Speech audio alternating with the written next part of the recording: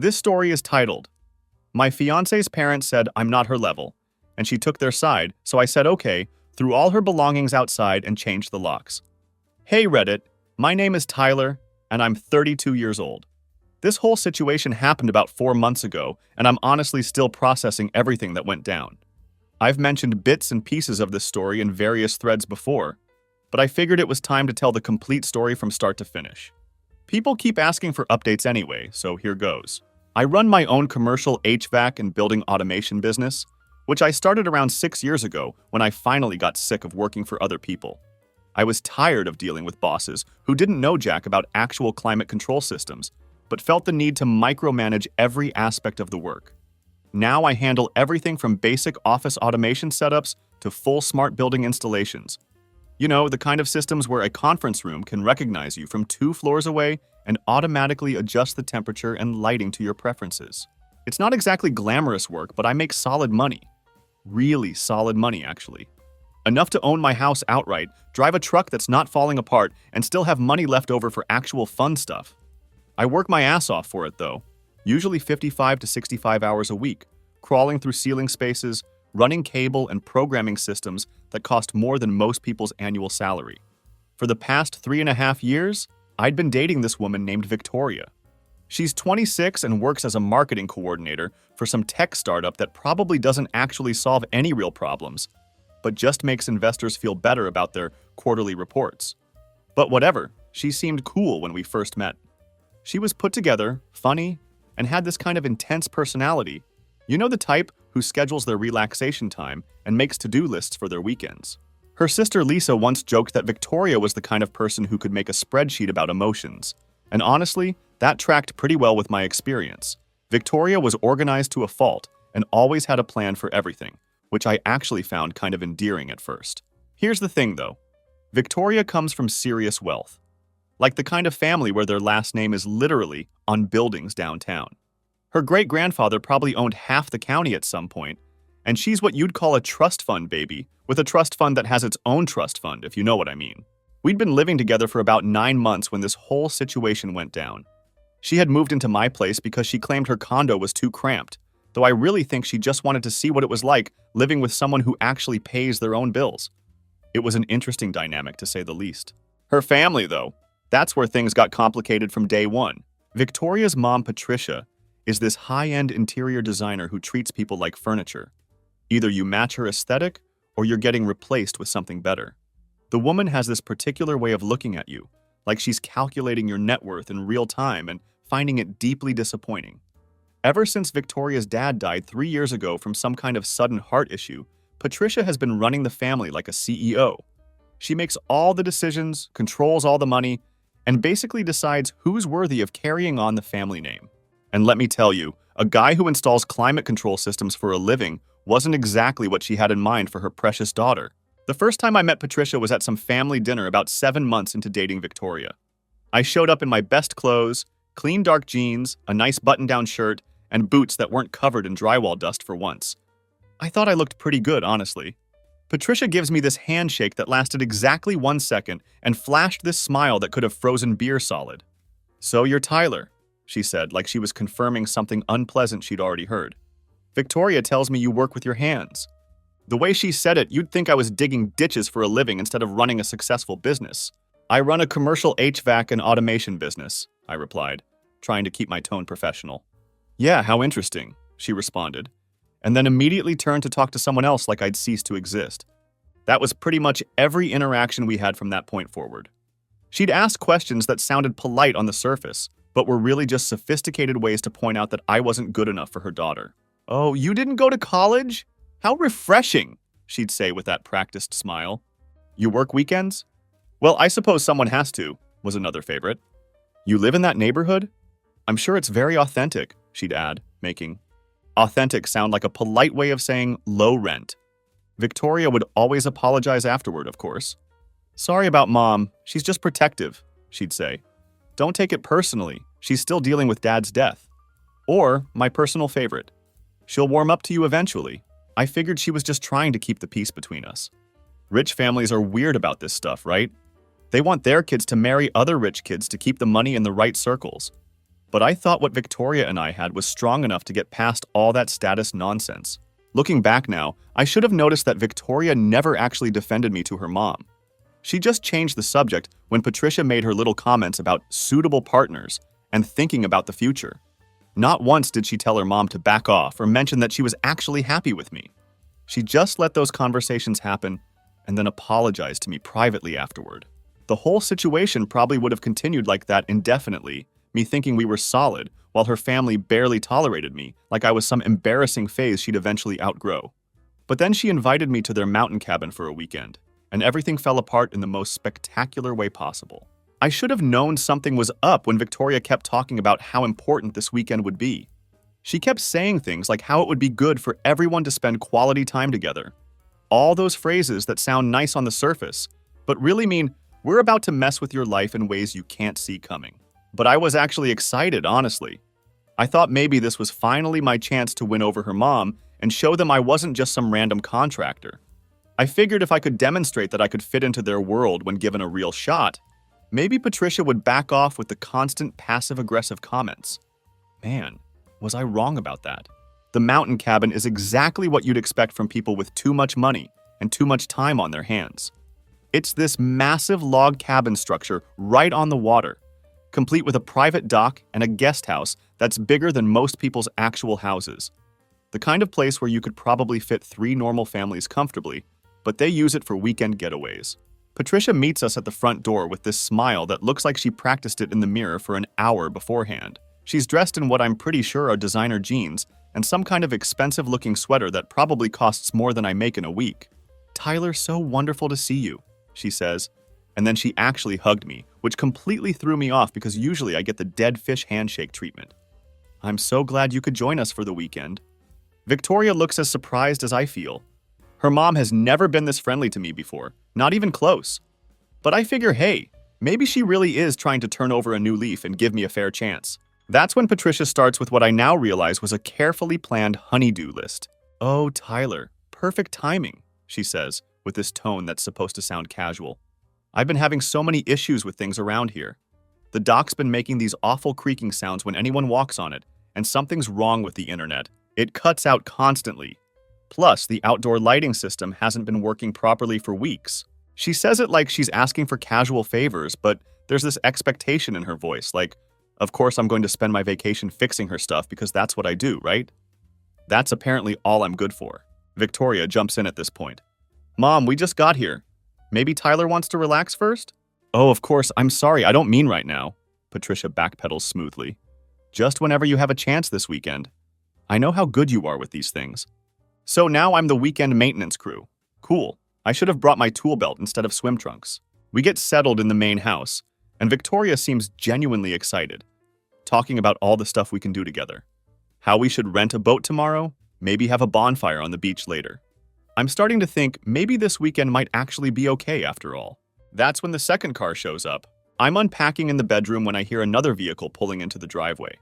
I look out the window and there's this silver BMW pulling up like it owns the place. Out steps this guy who looks like he walked straight out of a Men's Health magazine. Perfect hair, expensive casual clothes, and the kind of watch that costs more than my truck. Victoria's downstairs talking with her mom when this happens, so I head down to see what's going on. The guy's already inside, hugging Patricia like they're old friends. "Brandon, what a wonderful surprise!" Patricia's practically glowing, more animated than I've seen her all day. That's when I notice Victoria's reaction. She's doing this thing where she acts surprised, but it's obviously fake, like community theater level acting. "Oh my God, Brandon, what are you doing here?" she says, but her tone doesn't match her words at all. "I was visiting friends up in Asheville and remembered you guys had the cabin up here," he responds with this smooth voice like he practices talking in the mirror. "Thought I'd stop by and say hello." Turns out Brandon works in marketing for some big consulting firm downtown. He went to the same prep school as Victoria's cousin. Their families have been friends for generations, and apparently he's been asking about Victoria according to Patricia's not-so-subtle hints throughout the conversation. What a coincidence that he shows up the exact same weekend I'm here, right? Patricia immediately invites him to stay for dinner. Then for the evening. Then hey, why doesn't he just stay the whole weekend since he's already here and they've got plenty of room? I'm standing there watching this whole thing play out like some kind of awkward theater performance. Victoria's playing along perfectly, acting surprised and asking about his work, laughing at his stories about mutual friends I've never heard of. Meanwhile, I'm apparently the guy who carries bags and fixes things. Dinner that first night was a masterclass in making someone feel like a complete outsider. They're all talking about people I don't know, places I've never been, and experiences I'm not part of. Prep school memories, family friends, exclusive clubs, expensive vacations. Every time I try to join the conversation, it somehow shifts to something I can't possibly contribute to. They're discussing professional networking among families I've never heard of, some charity gala where everyone wore masks and donated ridiculous amounts of money to causes they probably forgot about the next week. It's like they're speaking a different language, one that requires a trust fund to understand. Brandon's telling stories about his latest ski trip to some resort that apparently you need connections just to book. Victoria's hanging on every word like he's describing the cure for cancer instead of falling down a mountain for fun. The powder was incredible this year, he's saying with this practiced enthusiasm, though the après-ski scene wasn't quite what it used to be. I'm sitting there thinking, what the hell is après-ski? It sounds like something you'd order at Starbucks. But Victoria knows exactly what he's talking about. They're bonding over shared experiences of wealth that I'm completely locked out of. Inside jokes about expensive problems, complaints about things most people would consider incredible luxuries. The whole time, Patricia's watching this interaction like she's directing a play. She's asking Brandon questions that are clearly designed to showcase how successful and well-connected he is. She brings up Victoria's interests in ways that give him perfect openings to be charming and demonstrate how much they have in common. Brandon, didn't you say you were involved with that art foundation downtown? Patricia asks with this leading tone. Oh yes, we just finished funding a new exhibition space, he responds smoothly. Victoria, didn't you mention you were interested in contemporary installations? And off they go into another conversation about things I know nothing about, while I sit there eating and watching this carefully orchestrated performance unfold. I spent most of dinner just eating and observing, feeling increasingly like I was watching a movie instead of participating in my own life. By the time we're having dessert, I'm starting to get the picture. This wasn't a family bonding weekend at all. This was an audition, and I wasn't the one trying out for the lead role. That night, lying in bed next to Victoria, I almost said something about the whole setup. The way Brandon just happened to show up, how perfectly Patricia had orchestrated every interaction, how Victoria seemed to slip so easily back into this world I couldn't access.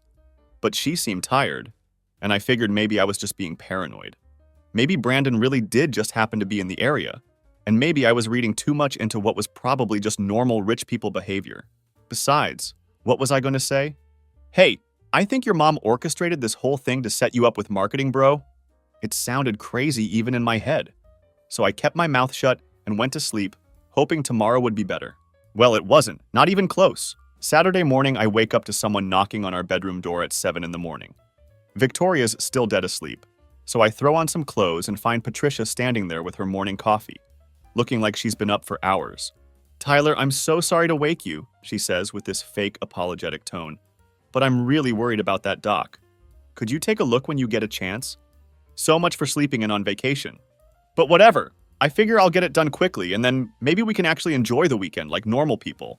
I head down to check out the dock situation. It turns out to be nothing too complicated, but I'm going to have to get in the water to fix it properly. The underwater bolts have loosened over time, and the whole structure needs to be stabilized from below. I'm about 25 minutes into the repair, half submerged and working on the underwater bolts with my tools, when I hear voices from the deck above me. They probably don't realize how well sound travels over water, or maybe they just forgot I was down there, working like the hired help. What I heard next changed everything. He seems like a nice enough young man, I hear Patricia saying from above me. But honestly, Victoria, what kind of future can someone like that provide? My hands freeze on the wrench I'm holding. I'm floating there in cold lake water, and suddenly every sound becomes crystal clear.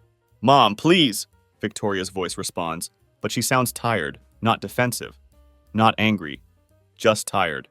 I'm just being practical, dear. You're 26 years old, Patricia continues. Do you really want to be with someone who crawls around under docks for a living? That's when Brandon's voice chimes in, and I realize this conversation has been going on longer than I thought. She deserves better than a handyman, Mrs. Patterson. Someone with ambition, education, connections. Wait, what? How long has this conversation been happening exactly? How long have they been up there discussing my inadequacies like I'm not even a real person? Patricia continues without missing a beat. Tyler's fine for what he is, but he's not husband material. Not for someone like you, Victoria. I'm floating there in cold lake water, listening to them discuss my future like they're deciding what to do with an old piece of furniture. The wrench in my hand feels impossibly heavy. He works hard, Victoria says, but her voice is weak, half-hearted. So do construction workers and plumbers, Brandon replies smoothly. That doesn't mean you marry them. They all laugh at that. All of them. Including Victoria. My girlfriend of 3.5 years is laughing along with her mother, and this guy about how people like me aren't marriage material. Remember when you dated Brandon's senior year? Patricia asks, and my blood runs cold. Now that was a proper relationship. Two people from similar backgrounds with similar goals. Wait, what? They dated? That was news to me. No one had ever mentioned that before, not once. Victoria never brought it up, not even in passing. And now here's her mom bringing it up over brunch like it's common family trivia while I'm literally underwater fixing their dock. I just kept my face neutral, but inside something twisted. I'm trying to focus on the bolt I'm supposed to be tightening, but my hands are shaking now. This isn't just casual conversation about my shortcomings. This is them planning my replacement right over my head while I do manual labor for them. Tyler is just temporary, isn't he? Patricia asks. The question hangs in the air for what feels like forever. There's a pause, a longer one this time. Long enough for me to stop breathing entirely. I guess so, Victoria finally says, and those 3 words hit me like a physical blow. I mean, we're so different. He doesn't understand my world at all. I finish the underwater work as quietly as possible and swim to the far side of the dock where they can't see me. My chest feels tight, and it's not from holding my breath underwater. When I finally climb back up to the deck, they're all smiles and casual conversation about brunch plans, like they weren't just discussing how to dump me 5 minutes earlier. How'd it go, babe? Victoria asks, not meeting my eyes. All set. Dock's solid now, I manage to say. Wonderful, Patricia beams with that practiced smile. You're such a lifesaver. That night, lying in bed next to Victoria, I don't say anything about what I heard. What's the point? She's already made her choice. They all have. I can feel her breathing next to me, probably sleeping peacefully while I stare at the ceiling processing the fact that I'm apparently just a temporary phase she's trying to outgrow. I wait until she's definitely asleep, then I get up and start packing. Quietly, efficiently, like I'm preparing for a job site. Everything I brought goes back in my bag. I double-check that I haven't left anything behind, because I know I'm never coming back to this place. Around 5 in the morning, I carry my stuff out to the truck and drive away. I don't leave a note, don't say goodbye, don't wake anyone up. I just disappear like the temporary phase I apparently was all along. The drive home gives me 2 hours to think about everything I heard. How they talked about me like I was furniture they were replacing. How easily Victoria agreed that I was just a phase. How relieved she sounded to have an excuse to end things with someone who doesn't understand her world. The second I pulled into my driveway, I didn't sit down. I didn't take a breath. I just got out of the truck and walked inside like a man clocking into a job he didn't want but needed to finish. The air in the house was still too clean, too quiet. And that silence hit different once you knew what it was replacing. I didn't waste time. I grabbed some moving boxes from the garage, brought in the big roll of contractor trash bags, and started clearing Victoria's stuff like I was gutting a job site. Not anger, just cold, efficient purpose. Everything she had in my place went straight into the boxes. She'd know exactly what they were when she saw them. Every drawer, every inch of space she'd tried to soften with her presence was cleared out and condensed into a lineup of boxes and bags stacked right by the front door. It wasn't messy or dramatic. It looked like she'd hired a professional moving crew with no sense of nostalgia. At one point, I picked up her journal off the nightstand. This leather-bound thing she always insisted was for gratitude and mental clarity. I didn't open it, didn't care to. But as I turned to toss it into a box, something slid out and hit the floor. A photo. Not just any photo. Them. Victoria and Brandon. Arms around each other, smiling in some upscale bar or rooftop lounge. The kind of lighting that screamed exclusivity. He had his hand on her waist like it belonged there. I stared at it for maybe half a second. No rage, no spiral, just confirmation. The kind of proof that doesn't need context. It slid back into the journal like it had never fallen, and I dropped the whole thing into a box with everything else. If she ever wondered how I knew that was how. And I kept packing like it was just another Tuesday. About 3 hours later, my phone lit up. A text from Victoria. "Where are you?" Short, like she already knew something was off but couldn't figure out what yet. I stared at it for a second, then replied, I left. That was it. I didn't owe her a speech. Whatever she needed to know, she could probably piece together from the silence. The typing bubbles popped up immediately. What, why? Then did something happen? And then, can you please call me? I locked the phone and tossed it on the counter. Let her wonder. She had no idea I'd heard the whole lakeside planning session. Her, Patricia, and Brandon openly discussing how I didn't fit, how I wasn't husband material, how I was just a phase she was trying to outgrow. Like I was a seasonal hoodie instead of a human being. I shut my phone off and went to bed. No music, no TV. Just laid there staring at the ceiling, listening to the hum of the fridge and the creaks in the walls. Every sound was sharper without someone tossing and turning next to me. And I didn't miss it. Not the way I thought I would. I wasn't angry, I wasn't sad. I was just done. The kind of done you don't come back from. Next morning when I turned my phone back on, there were more messages, a couple of missed calls. The last text was from around midnight. I'm coming back. We need to talk. No apology, no explanation, just default crisis mode, like she thought she could still control the narrative. I didn't respond. Let her come back. Let her see what her words had earned. She didn't show up that day. Probably spent it trying to come up with a version of the truth that didn't sound as bad out loud. Or maybe Brandon offered her a second opinion. Didn't matter. That ship had already sunk, and I wasn't standing on the dock waving goodbye. The next morning there was a knock at the door, just as I was finishing my coffee. I didn't rush to answer it. Let her wait a second. When I finally opened it, there she was, standing on my porch in joggers, a hoodie, and that disheveled post-breakup look people get when they realize they might have gambled too hard on the wrong card. She had her phone in one hand, her car keys in the other, and that wide-eyed look like she just stumbled into a test she forgot to study for. And then she saw the boxes. Her face froze. You packed my stuff. Her voice cracked slightly, like she wasn't sure if she was angry, confused, or just embarrassed. I leaned against the doorframe and didn't bother nodding. I just shrugged. You said I was a phase, Victoria. Her eyes went wide and her mouth opened like she wanted to deny it, but couldn't figure out which part I actually heard. You were under the dock? She asked quietly. I was in the water, I replied calmly. Didn't need to be under anything. You were loud. She hesitated like she wanted to step inside, but I didn't move. The doorway stayed blocked. I didn't need her crossing that line. She glanced at the boxes again and took a step forward. Tyler, it wasn't what it sounded like. I cut her off with one sentence. Then explain it to someone who didn't hear it. That one hit hard. Her shoulders dropped and her mouth opened again, but no words came out.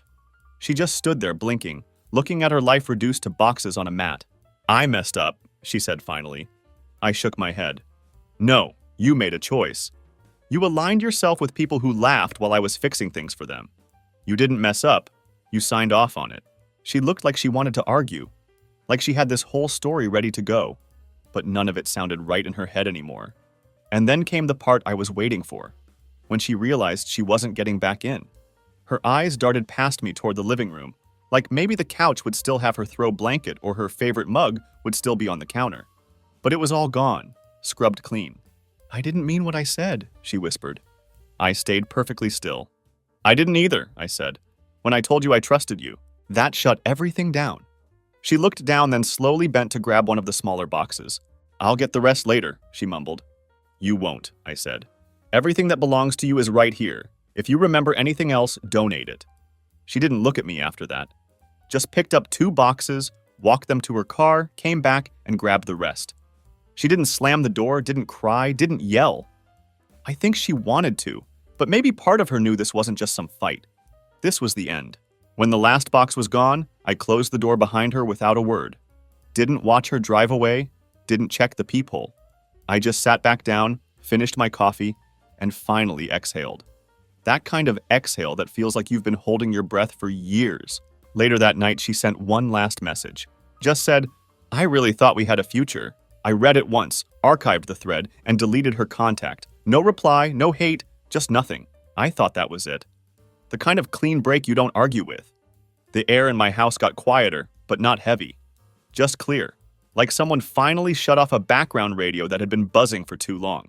I slept hard that night. Not because I was exhausted, but because I wasn't tense anymore. No second guessing, no playing detective with mixed signals. Just me, my tools, and a schedule that didn't involve pretending someone respected me.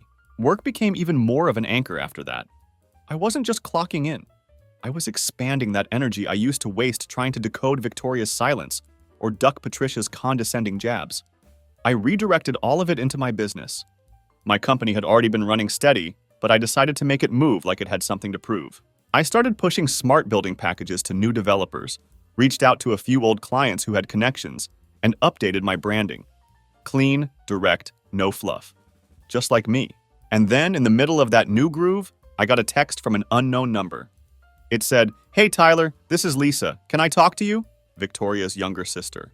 She was the quiet one, the only person in that whole family who ever looked me in the eye without acting like she was inspecting a smudge on designer glass. I responded with, "Go ahead." She didn't waste time. Said she didn't want to pick sides, but she needed to tell me something. According to Lisa, Patricia had been planning that cabin weekend for weeks. It wasn't spontaneous. It wasn't casual. It was completely scripted. The dock repairs were all real, but conveniently exaggerated to get me busy while they staged their little social experiment. Brandon showing up wasn't a coincidence either. He'd been invited by Patricia. She'd even hinted that if things went smoothly, she'd help him get a position at a board she had influence over. "She wants Victoria with Brandon," Lisa said, like it was just a casual statement. But I could tell from her tone she hated how it all went down. "She thinks you were never going to fit." "She said it straight to my face," Lisa continued. "Tyler is useful, but Brandon is legacy." I didn't respond right away. Just let that settle. Not because it shocked me, but because it confirmed everything I already knew in my gut. The way they laughed at dinner like I wasn't sitting there. The accidental nostalgia trip Victoria and Brandon kept dipping into. Patricia smiling like a wolf in pearls. It all made sense now. Lisa said she didn't know Victoria had gone along with it until afterward. That Victoria didn't just stay quiet, she actively approved the whole thing. She didn't stop it. "Tyler, I'm sorry you had to hear it that way," Lisa said. I told her thanks. That was it. I appreciated her saying something when no one else had the spine to do it.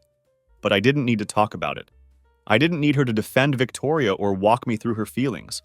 I'd already packed those up and left them at the door. After that call, I didn't feel anger, just clarity. Lisa wasn't looking for forgiveness from me. She was trying to clear her own conscience. And to be honest, I didn't blame her. She didn't owe me anything, but she stepped up and said what needed saying. That's more than I can say for most people. From there, my life didn't pause. It launched. Within the next 2 weeks, I closed a deal with a high-end real estate group. 12 new luxury builds, each one getting full smart building installs. Lighting, security, HVAC sync, voice control, the works. They gave me full creative control. No micromanaging, no fake enthusiasm. Just respect and a budget that matched the scope of work. Somewhere in the middle of all that momentum, I saw Victoria again. Total accident. I was at a new rooftop spot with a supplier, checking out a prototype lighting system, and there she was 3 tables away. Brandon was next to her, scrolling through his phone like she wasn't even there. They looked like a couple that took pretty photos but didn't speak between them. She noticed me halfway through my sandwich. Her whole expression dropped, like she just remembered something important and unwanted. I didn't react. Just went back to talking specs with the supplier. Nothing says, "I'm over it," like being too busy for eye contact. She didn't approach. But that night I got a text. I didn't recognize the number until I read it. "I saw you today. You look good. I've been thinking about what I said and I'm sorry, truly." She kept going. Said she didn't mean to hurt me. Said her mom pushed her into things. Said she didn't stop it because she was scared. I blocked the number and didn't read the rest. Victoria might have felt sorry, but regret doesn't hit the same when you already sold someone out. And I wasn't the same guy who fixed docs while people laughed behind his back. I wasn't waiting for apologies or chasing closure. I had receipts now: success, peace, real respect from clients, from my crew, and most importantly, from myself. About a week later, I saw Patricia at the grocery store. I was grabbing some basics, just restocking between installs, when I turned the corner by the produce section, and there she was. She was wearing oversized sunglasses indoors, holding a basket with exactly 1 avocado and a bottle of overpriced water, like she was posing for an invisible camera crew. She spotted me instantly and lit up with that polished smile. The kind that doesn't reach the eyes, like she was greeting someone from her HOA committee. Not the guy she once called not husband material. "Tyler," she said, drawing it out like it was some nostalgic memory. What a surprise. I didn't say anything, just nodded once. Not rude, just unbothered. She stepped closer. I've been hearing about you, she said, her voice dipped in that artificial warmth. Your business is really taking off, isn't it? One of the women from my book club mentioned your work, she continued. Said her nephew's place has your system. Said it's quite impressive. I kept my hands on the card handle, didn't even blink, just let her talk. She smiled tighter. Victoria still talks about you, you know. Says you've grown a lot. Says she always knew you had potential. That's when I almost laughed. But not in the way she would have liked. Potential. Like I was a startup she passed on before it IPO'd. I nodded once and finally looked at her then. Really looked. And it hit me. Patricia wasn't apologizing to make peace. She was testing the waters, seeing if my new success meant I was someone worth being on speaking terms with again. Not because she respected me, but because I wasn't the temporary phase anymore. I was starting to look permanent and profitable. I didn't give her the satisfaction. No anger, no sarcasm, no smirk. Just a stare, cold, quiet, unapologetic. Then I pushed my cart forward and walked past her like she was just another stranger hogging the aisle. That's how you end things with people who thought you needed their approval. Then 3 weeks later, I got a call from Lisa. It was early morning, and I was in my truck parked outside a supplier's warehouse, waiting for them to open. Her name popped up, and for a second, I almost let it go to voicemail. But something told me to pick up. Tyler, she said, no small talk, just straight to it. You're going to want to hear this. I braced myself. Not because I expected anything emotional, Lisa wasn't like that, but because anytime someone opens a call like that, you know they're holding something heavy. Brandon got arrested, she said. Yesterday. I sat up. For what? Fraud, she replied, like it was the most natural thing in the world. Real federal level stuff, securities violations, insider trading. The firm he works at got raided. Apparently he was passing info to some offshore group for kickbacks. It's all over the business feeds now. I pulled out my phone and started searching while she talked. Sure enough, there it was. Brandon Foster, marketing consultant, arrested as part of a financial crimes probe. SEC, FBI, multiple firms involved. Not just some casual screw-up. This was serious prison time, asset seizure, the whole 9 yards. And Victoria? I asked. She's freaking out, Lisa said. Everyone's pretending they didn't know anything, but come on. Mom introduced them. She vouched for him at every family event. Victoria's been playing the supportive girlfriend this whole time. Now she's trying to pretend she was just blindsided. I let out a low breath. Not a laugh, just that sound you make when a puzzle finally finishes itself without your help. Why are you telling me this? I asked her. Lisa paused for a second. Because I know she's going to come to you next. She's already talking like she made a mistake. I just figured you deserved a heads up. And she was right. Not even 24 hours later, Victoria showed up on my doorstep. Same porch, same polished look. Except this time, the shine didn't mean power. It meant desperation. Her face looked worn, not from crying, but from scrambling. Like someone who just realized her golden ticket had been counterfeit all along. Hey, she said, her voice softer than I remembered. I didn't say anything. Just leaned on the doorframe, arms crossed. I know I don't deserve it, but I needed to talk to you, she started. I didn't know what Brandon was doing. None of us did. He lied to everyone. I stayed silent, let her ramble. He's probably going to prison, she said, her eyes darting around like she wasn't sure how to stand anymore. The accounts are frozen. His condo's under investigation. It's all falling apart. I nodded once. Not sympathy, just acknowledgement. And then came the part I expected, the pivot. I keep thinking about you, she said. About how you never lied. How you never had to fake being someone you weren't. You always showed up. You always had my back. She stepped closer. I messed up. You were the real thing, and I was too blind to see it. It wasn't even dramatic. She didn't cry. She didn't plead. She just stood there waiting for a sliver of mercy. And I could tell she thought the scandal was her rock bottom. But she hadn't hit it yet, because I didn't flinch, I didn't move, I didn't invite her in. You stood on a dock with a criminal and laughed while he called me beneath you, I said, calm as ever. You weren't blind, Victoria. You just liked the view better from up there. Her face cracked then, just slightly. I didn't know. You didn't want to know, I cut in. You thought money made someone safe. You thought connections made someone real. Now you're learning the same people who build ladders can burn them down just as fast. She stared down at the porch for a while, like the wood was going to give her the words. Eventually, she said she was sorry, but not in a way that meant anything. She wasn't sorry for what she did. She was sorry Brandon got caught and her safety net vanished. Now she was standing in front of the one person who never lied, hoping for some kind of comfort. I didn't say anything. Just let the silence do the talking. Then came the classic line, "She missed me." But I didn't miss who she was when she had me. We were even now. She had regret, I had peace. She blinked like she wanted to argue, but nothing came out. "I messed up," she said again, weaker this time. I pushed the door halfway closed. She bet on appearances I built something real, and one of us held up. And then I closed the door. That was the last time I saw her. And Patricia, too. Word got around that she tried to help Brandon with character references before the arrest. Apparently, the feds didn't like that. One of her interior design contracts got quietly pulled by a longtime client. Rich circles talk fast when reputations rot. Lisa texted me again after that. Just a simple line. "You won without lifting a finger." I smiled, but I didn't reply. Because it wasn't about winning. It was about walking away with your integrity while everyone else tripped over their egos.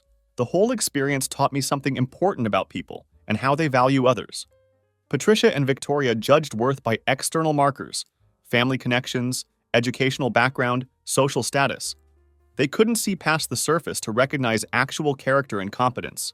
When someone shows you who they really are through their actions and words, believe them the first time. Victoria showed me that when the pressure was on, she'd choose social acceptance over loyalty.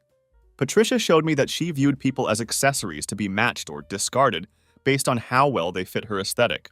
Meanwhile, I learned the difference between being valued for what you bring to someone's life versus being valued for who you actually are as a person. The right people will see your worth regardless of your background. The wrong people will never see it, no matter how much you prove yourself. These days, my business is thriving more than ever. I've got a solid crew, great clients who respect my work, and enough success to be completely independent. I sleep well at night knowing that everything I have, I built honestly. I don't have to worry about federal investigations or frozen accounts or any of the drama that comes with cutting corners or associating with people who do. Sometimes the best revenge really is just living well and being authentic to who you are.